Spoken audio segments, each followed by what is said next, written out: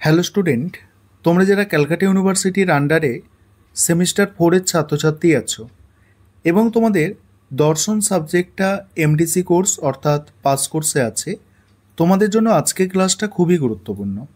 আজকের ক্লাসে তোমাদের সিসি 5 পেপারের সাজেশানটা নিয়ে আলোচনা করব।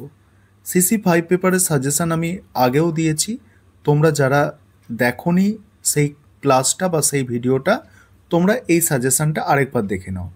এখানে আমার মূল উদ্দেশ্য যেটা, তোমাদের এই যে সাজেশান, এই সাজেশানে দেখছো প্রথমে 10 নম্বর এবং 15 নম্বরের প্রশ্নগুলো রাখা হয়েছে। আজকের ক্লাসে তোমরা এই প্রথম যে 5টা প্রশ্ন দেখছো, মোস্ট ইম্পর্টেন্ট প্রথম 5টা প্রশ্ন, এই 5টা প্রশ্নের অ্যান্সারও তোমরা কিন্তু পেয়ে যাবে।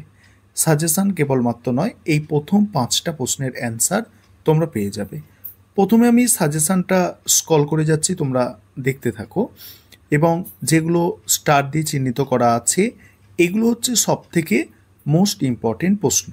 দেখো তোমরা এখানে 8টা প্রশ্ন আমি স্টার দিয়ে চিহ্নিত করেছি, অর্থাৎ প্রথম 8টা প্রশ্ন তোমাদের জন্য মোস্ট ইম্পর্টেন্ট প্রশ্ন। এবার বাকি প্রশ্নগুলো দেখে নাও। এখানে খুব বেশি প্রশ্ন দেয়া নেই, 17টা প্রশ্ন দেয়া আছে, তার মধ্যে 8টা প্রশ্ন, প্রথম 8টা মোস্ট ইম্পর্টেন্ট। এবারে 5 নম্বর অর্থাৎ 5 মার্কসের প্রশ্ন দেখো। 5 মার্কসের প্রশ্ন যেগুলো মোস্ট ইম্পর্টেন্ট সেগুলো আগের দিকে রাখা হয়েছে এবং সেগুলো স্টার দিয়ে চিহ্নিত করা হয়েছে।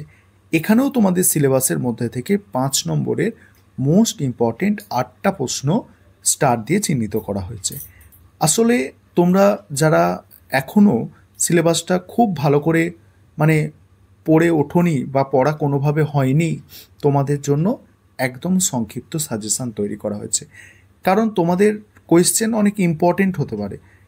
এইটা কিভাবে সাজেশানটা তৈরি করা হয়েছে, সেই ইম্পর্টেন্টের মধ্যে ইম্পর্টেন্ট অর্থাৎ গুরুত্বপূর্ণ, তার মধ্যে গুরুত্বপূর্ণ কোনগুলো, সেই গুরুত্বপূর্ণগুলোকে নিয়ে কিন্তু স্টার দেওয়া হয়েছে। আশা করি বুঝতে পারছো। তাই জন্য সাজেশানের মধ্যে সাজেশান, এটা হচ্ছে সেই জিনিস। দেখো এটা তোমরা সাজেশানটা, ফুল সাজেশানটা দেখো। এবং আজকে মূল বিষয় যেটা, 5টা প্রশ্নের উত্তর। এবার তোমাদের স্ক্রিন রেকর্ডের মাধ্যমে আমি দেখাচ্ছি, দেখো 5টা প্রশ্নের উত্তর তোমরা দেখে নাও।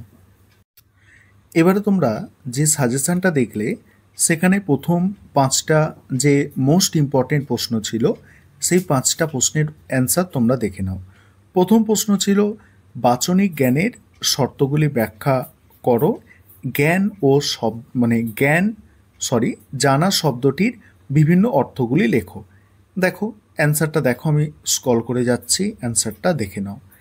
একদম সুন্দরভাবে গুছিয়ে লেখা আছে, কোয়ালিটি মেনটেন করা হয়েছে এবং এখানে সহজ ভাষা ব্যবহার করা হয়েছে যাতে তোমরা মনে রাখতে পারো। আমি স্ক্রল করে যাচ্ছি, দেখো, কারণ এতগুলো প্রশ্নের উত্তর একটা ক্লাসে আলোচনা করা সম্ভব নয়, আর তোমাদের পরীক্ষা এসে গিয়েছে, একটু বেশি বেশি প্রশ্ন তোমাদের দিতে হবে। তারপরেই আছে জ্ঞান সম্পর্কিত তথ্য হিসাবে বুদ্ধিবাদের বিচার আলোচনা করো।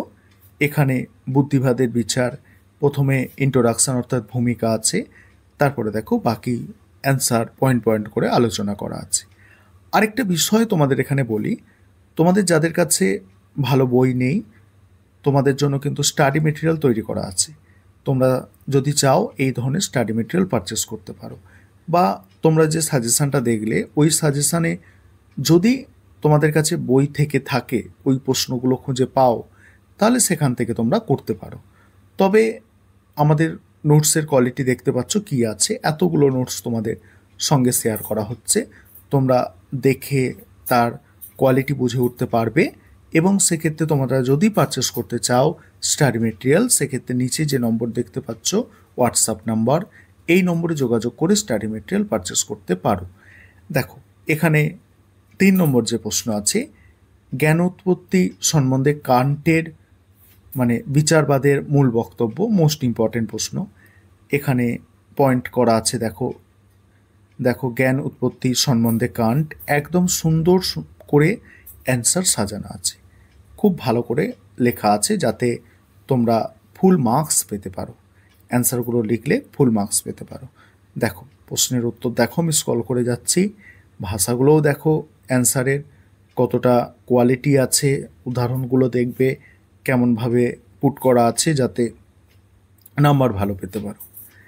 তারপর হচ্ছে সহজাত ধারণাবাদের ব্যাখ্যা করো এবং লক কীভাবে সহজাত ধারণাবাদ খণ্ডন করেছেন। এখানেও প্রথমে ভূমিকা দেওয়া আছে, তারপরে সহজাত ধারণাবাদ আলোচনা করা হয়েছে।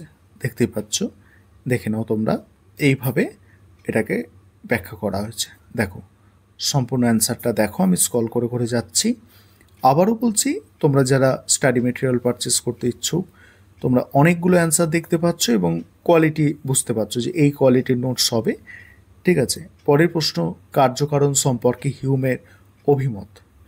দেখো প্রথমে ভূমিকা, তারপর হিউমের মতবাদ, এইভাবে প্রশ্নের উত্তরটা শুরু করা হয়েছে। দেখে নাও তোমরা সম্পূর্ণ প্রশ্নের উত্তর দেখো, আমি স্ক্রল করে করে যাচ্ছি। সমালোচনা ও মূল্যায়ন পয়েন্ট করা হয়েছে।